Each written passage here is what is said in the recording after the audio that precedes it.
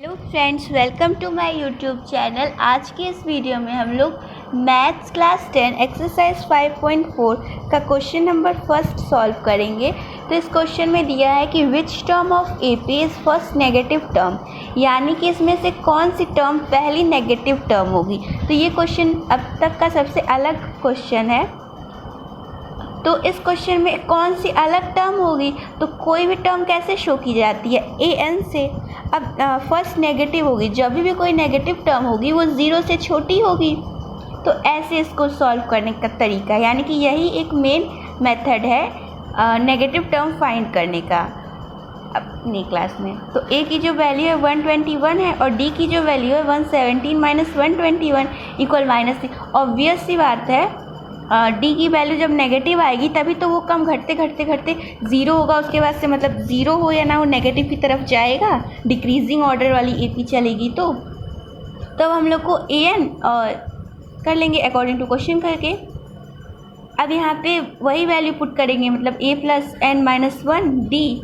यहाँ पे वो वाली n की वैल्यू फाइंड करनी है हम लोगों को, वही वाली टर्म होगी। तो जब a n नेगेटिव आ जाएगा तो जाहिर सी बात है वो वाला टर्म ही सबसे पहला फर्स्ट नेगेटिव टर्म होगा, इसीलिए इसको ऐसे किए हैं। तो अब यहाँ पे a की जो वैल्यू 121 लिखेंगे, n फाइंड करनी है, और d की जो वैल्यू है हम लोग की वो है -3। अब इसको जब ओपन कर लेते हैं तो यहाँ पे हो जाएगा -3n + 3, 121 - 3n + 3। अब 121 में 3 को ऐड करेंगे तो 124 हो जाएगा। अच्छा, यहाँ पे जो है डी की जो वैल्यू है, सॉरी, -4 है, 125 हो जाएगा, वही गलत आ रहा था, -3, यहाँ पे भी 4 हो जाएगा। तो अब जो हम लोग को बचेगा 125 - 4n नेगेटिव में 0। अब जब इस 125 को इधर ले जाएंगे, इधर इसको यहीं रहने देते, 4n को ले जाते हैं क्योंकि नेगेटिव है, इधर जाके पॉजिटिव हो जाएगा।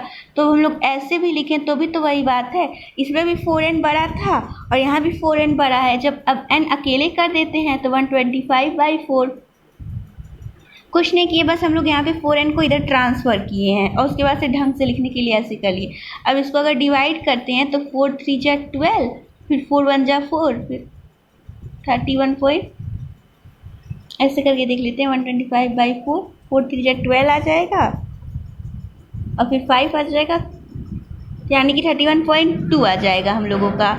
तो अब 31.2 से कोई बड़ी वैल्यू 1 की होगी, और जाहिर सी बात है इंटीज़र आता है, एक पॉजिटिव इंटीज़र, और लेकिन जो यहाँ पे जो नंबर है वो डेसिमल में दिया गया है। तो अब इससे जस्ट बड़ी वैल्यू कौन सी होती है, 32, यानी कि जो n जो है वो 32 टर्म जो है हम लोग का वही फर्स्ट नेगेटिव टर्म है। तो यहाँ पे आंसर जो हो जाएगा वो 32th टर्म आ जाएगा।